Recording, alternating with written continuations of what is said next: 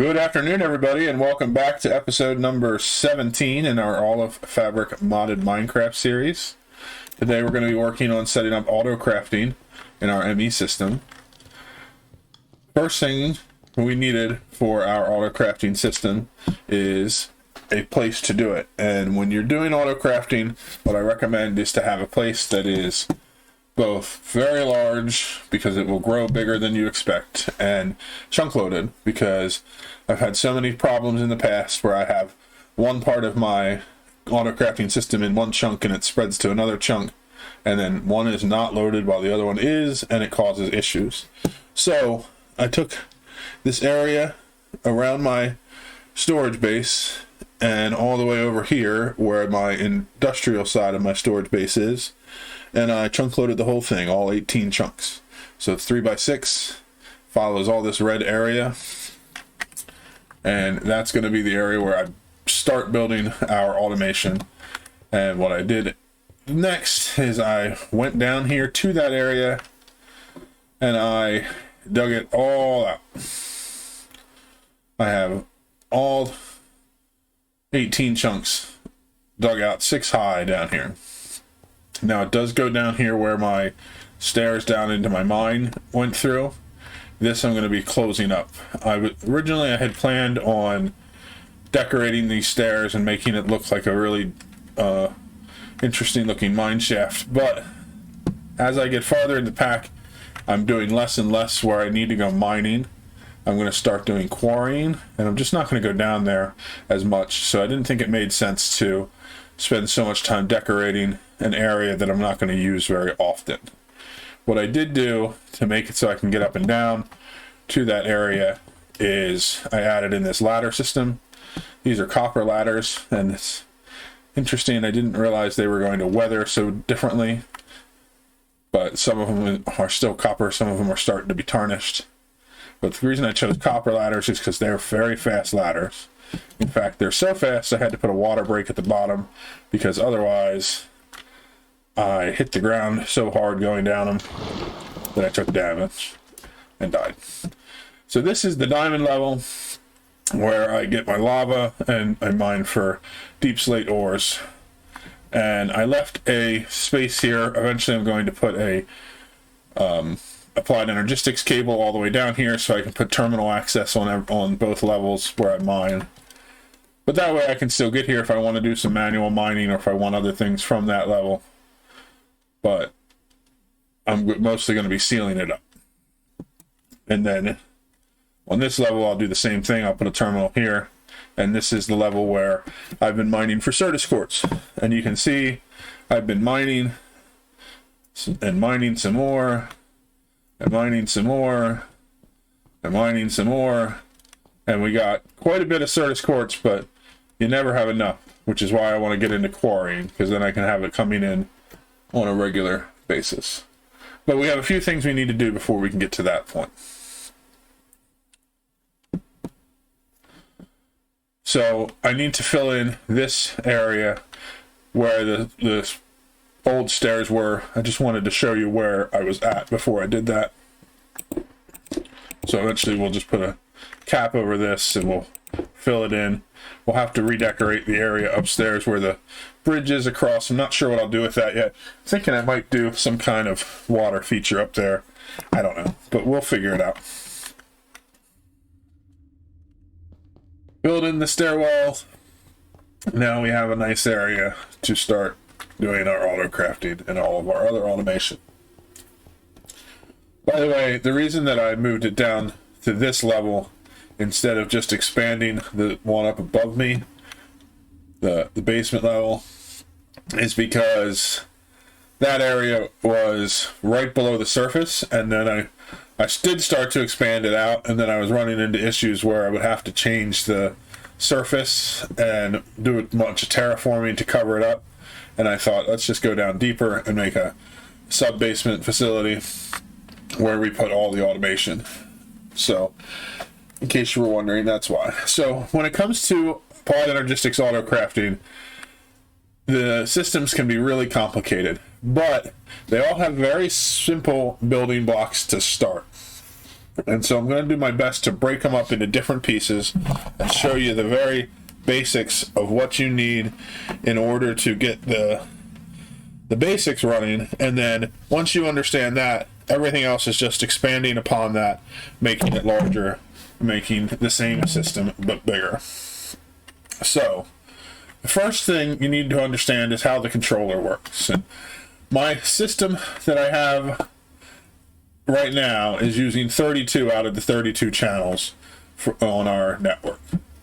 So if you go in here, you can see all the different devices that are being connected and used. We're pushing the limit of what we have. And that's fine. It just means we have to go on to the next step. And the very next thing we could do is this ME controller has 6 sides, and each side you could connect a dense cable, so you could get out of this one controller block, you could get 192 channels if you did it correctly. But our system at some point is going to get larger than 192 channels.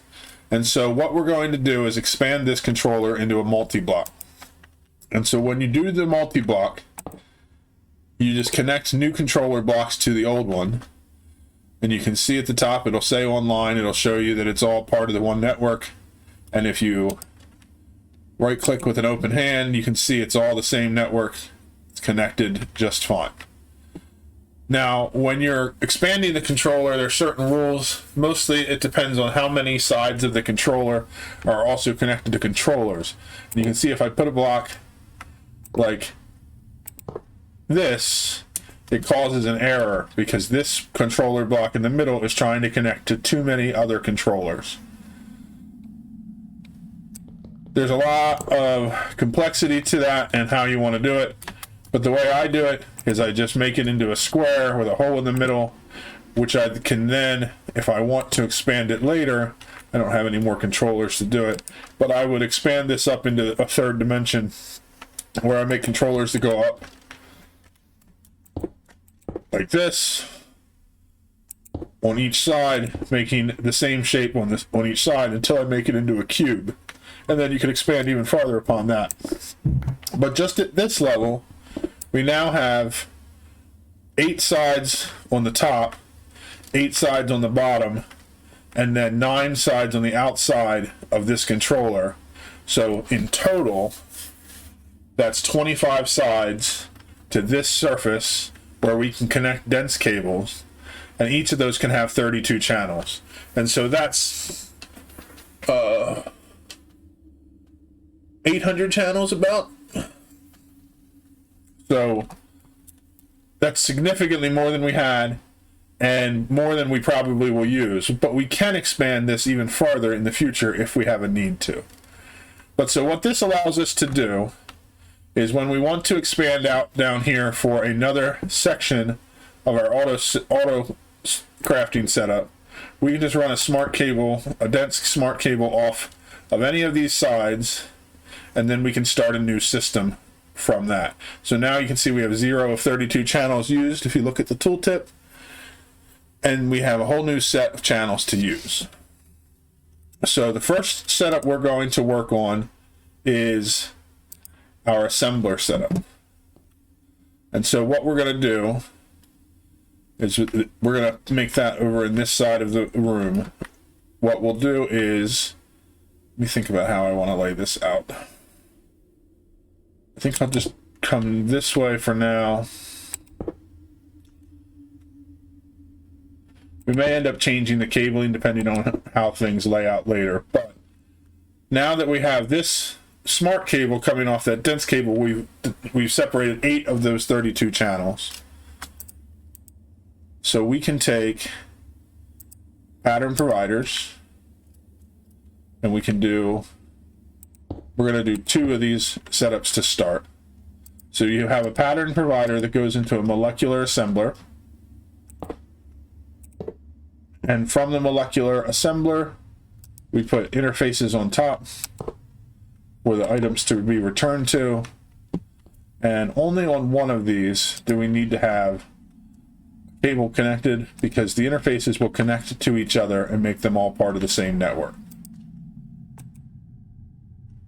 Okay, so to explain what this system is, molecular assemblers are essentially crafting tables that can be accessed by the Applied Energistics network. So any recipe that can be crafted in a crafting grid can be made in a molecular assembler given a recipe and power and the ingredients. These pattern providers are what provide the pattern that tells the assembler what the recipe is, and it is also where the items get inserted into the assembler, and the interface is where they get returned back to our network. We could also put an export bus on top of here, but the interfaces work just a little better to control what's going back in. So you can see this system uses one channel for each of these pattern providers and one channel for each interface. And so we're in total right now we're using 4 out of the 8 channels. And so we can add 2 more setups like this to this cable, and then we can also, off of this dense cable, add 3 more total smart cables with 4 setups each. So we can end up making 16 of the molecular assemblers set up the way I have them here. There are more complex ways you can set them up so that you have multiple interfaces and pattern providers interacting with each assembler, but for our purposes, this is how we're going to do it. We're going to start with the simple. So, what that allows us to do, if we come up to our main crafting terminal, is access those assemblers as a place to put our patterns. So we've made 2 new terminals, a pattern encoding terminal and a pattern access terminal. So the pattern encoding terminal is what we use to put in patterns for what we want to craft with our auto crafting system. So the first thing I always make a recipe for is our blank patterns, because we're going to be using a lot of them. We make one every time we teach the system how to craft something new. So what you do is you search for the recipe that you want to do while you're in the pattern encoder, and just like if you were crafting it, you can shift click it into the encoder, and instead of actually crafting it here, we can see this is the recipe, this is the output. We have a few options to turn off whether we use substitutions. Most of the time you're going to use defaults, but sometimes you do want to mess with those. But for now, all you do is encode that pattern, and now we have a pattern that is a crafting recipe that tells the system that it can craft 2 blank patterns using 2 quartz glass, 3 glowstone dust, 1 Certus quartz crystal, and 3 iron ingots, and it won't use any substitutions. So what we do with this pattern is we put it into the pattern provider that goes to the assemblers. So we have this one here, we put the pattern in the top, and now this pattern provider knows that if it sends those ingredients into that assembler, it will craft the necessary recipe that we have taught it. If we go and look in our access terminal, we can see that assembler listed here. These inscribers I'll show you later. But these assemblers, see how it says 2, it has 9 rows for each one. Doesn't matter which one you put it in, but you can also put them in directly through this access terminal rather than going down to put it in, but I wanted to show you where they go. And if you see, I switched that from the second one to the first one. So then when I go down here and look again,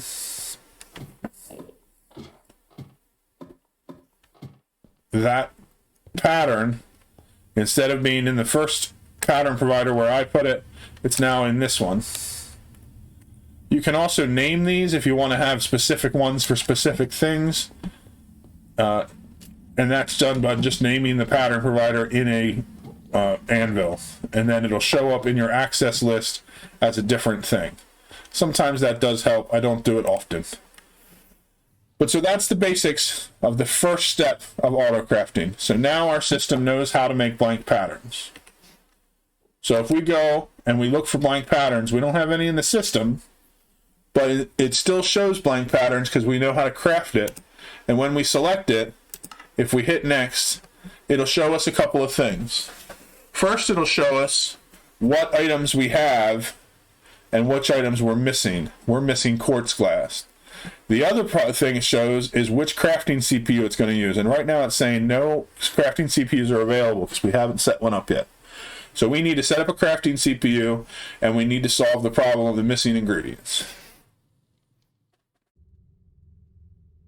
Next basic system we're going to set up for our auto crafting is the crafting CPUs themselves. So there's different components that you need to know about for the crafting CPUs, but the basics of them are the crafting storages. And they work very similarly to the ME drives that we use, or the storage drives that we use in our ME drives, where they start as a 1K and they work up to a 4K, all the way up in this pack to 65K.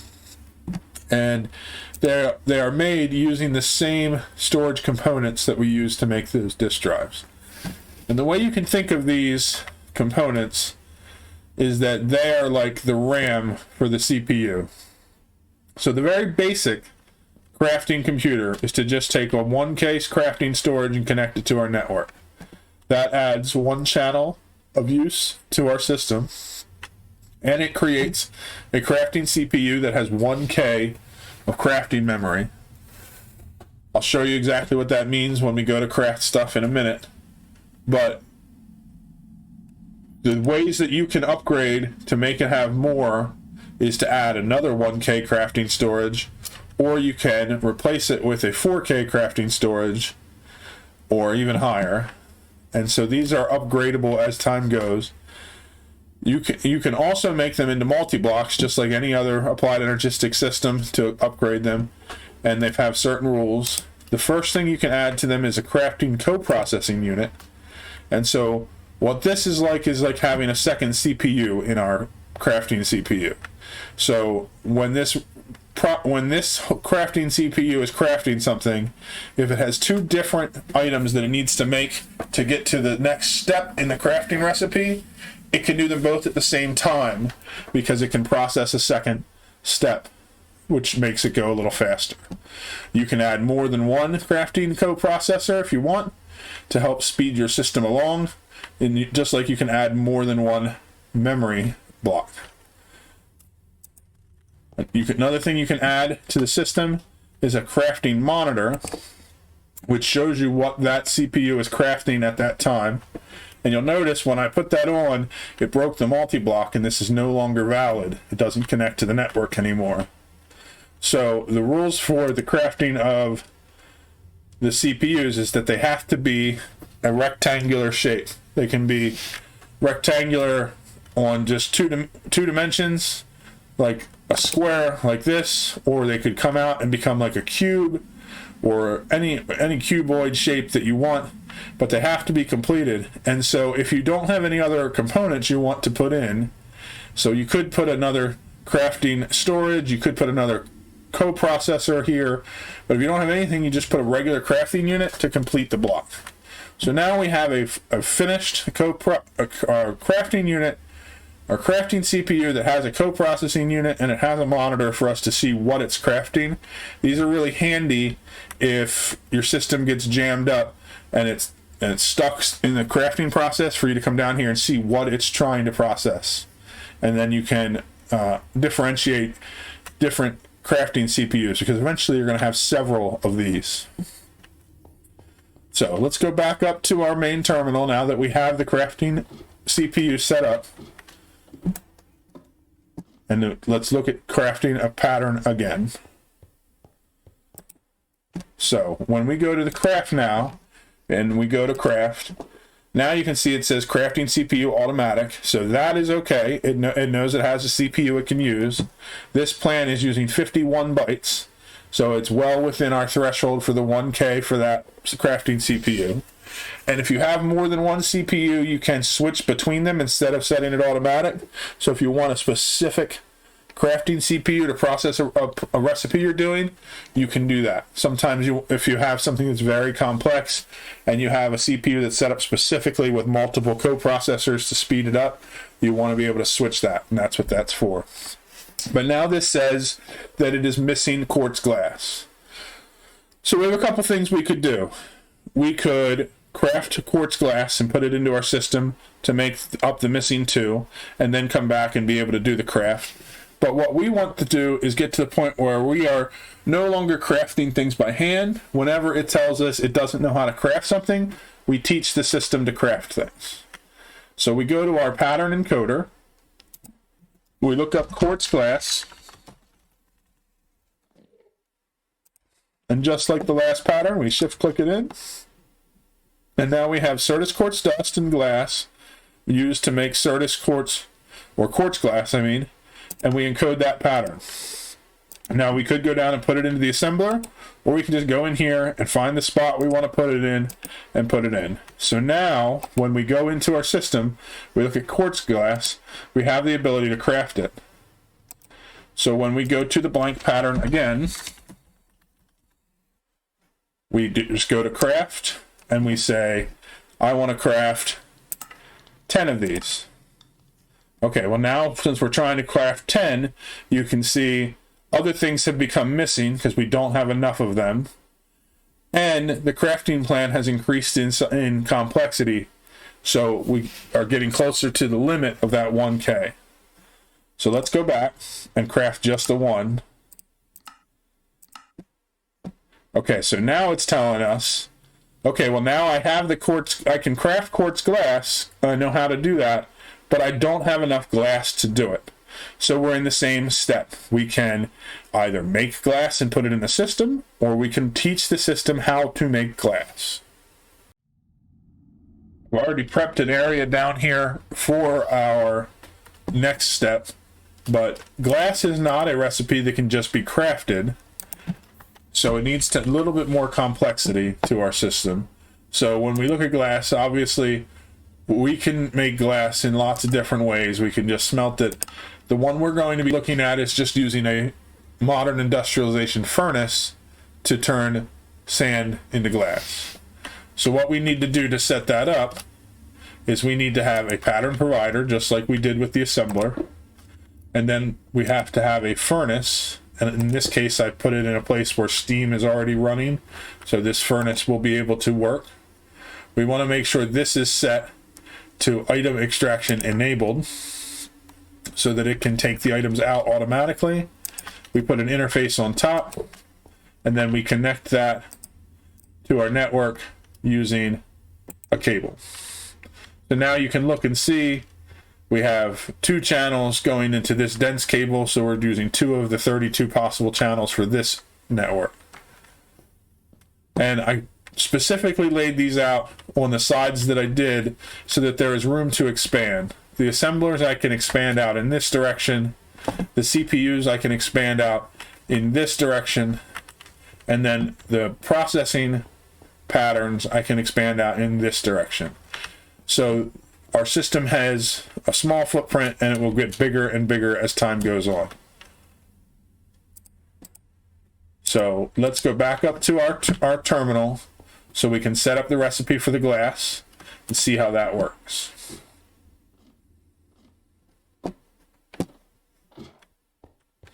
The processing patterns are very similar to the crafting patterns, except when we go in here to do it, and we go to glass, we want to check and make sure we have the specific one that we're using, the modern industrialization furnace, the sand to glass recipe, and we shift click that in. And you'll notice that what has happened here is this is pattern encoding, which means now we have a space where we can put in multiple items, not just a crafting recipe. We have an output section, and then we have our pattern. But this has switched from crafting pattern to processing pattern. So a processing pattern is very similar, but when you look at it, it shows it produces 1 glass with 1 sand. And so it knows if it sends out a glass or sand, it will get 1 glass back. And when we go into our access terminal, instead of putting that into an assembler, we connect it here to the bronze furnace. And you can see that's been added to the list because we added that pattern provider connected to the furnace. So now our system knows that if it sends one sand down to this bronze furnace, it's going to get one glass back. So now back to our crafting terminal. We go to blank patterns and we try to craft one of them. So now it knows how to make the glass. So it is available. Even though there's not enough glass in the system, it says to craft for instead of available. So it knows it's going to have to craft this before things can be done. So let's hit start and we'll look at the crafting status. We can watch as things are done. If we set things up correctly, we should have glass coming back into the system. So it's crafting 3 now instead of 4 because 1 got cooked.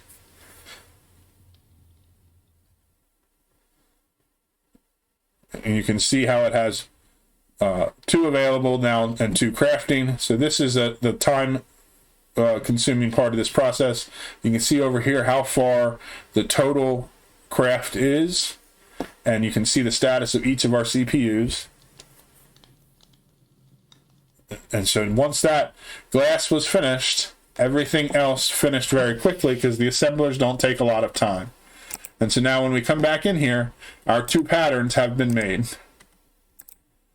Another thing I wanted to note is that if you have items in here, but you still want to craft them, you just middle click on the pattern and you can craft it again. Now I don't have the Certus quartz crystals I need to do more of them, but that's okay. So we'll take our patterns and we'll add them to here. And now our system knows how to make blank patterns whenever it needs them. The final thing I want to show you as far as crafting system to go for the auto crafting is a slightly more complex version of the processing patterns. So this system, I had originally set it up so I had a level emitter that told the system to keep crafting patterns until I had a specific amount, like I do with the silicon down here for this furnace. I pulled that out and replaced it with pattern providers on these inscribers. And so now what happens, if we look at the patterns in our system here, this pattern tells the system if I provide 1 gold ingot, I will get 1 logic processor. So when I request a logic processor, that pattern provider puts a gold ingot into here. This system is used to send, it inscribes that gold ingot into a logic circuit just like before, and it automatically puts it down into here, where the advanced inscriber has silicon already stocked and redstone already stocked, and so it makes the processor, which gets sent over to here, and then the import bus on this barrel pulls it back in. So even though the pattern provider is providing it up here, and it's getting imported into the system back through this barrel for all 3 of these patterns, this still works. All the system needs to do is it knows that the pattern is sending out the gold ingot, and as soon as the system receives back a logic processor, it marks that job as done. And the reason we changed our patterns, our processors to use the patterns like that instead, is let's say we're trying to craft something in the future where we want to make a 256K storage drive. One of these very complex components. Well, if you go through all the way back and look, this is going to have all of these logic processors for each of the components for that, and there's a chance that this is going to have more than 64 logic processors. In fact, let's look at the recipe. I don't know if it'll let me see the total recipe while I'm in here.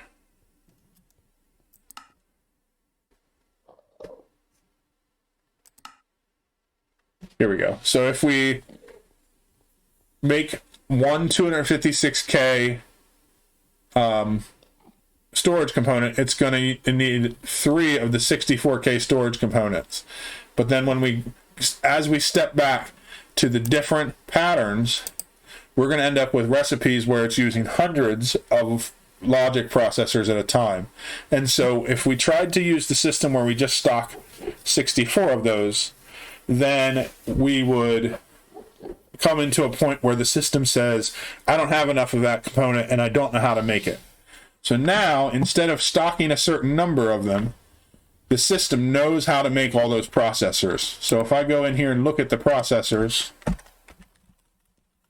let's say I take out all of the engineering. Instead of it automatically restocking them, it now says, hey, I can craft those. I just need the diamonds. So it's another recipe the system has now learned that it can handle. Now, if you have a recipe on a pattern that you made by mistake or you don't want it on there anymore, you just hold down Shift and then right click and it clears that pattern, and you can put it back into our pattern encoding terminal and use it again to make a new pattern.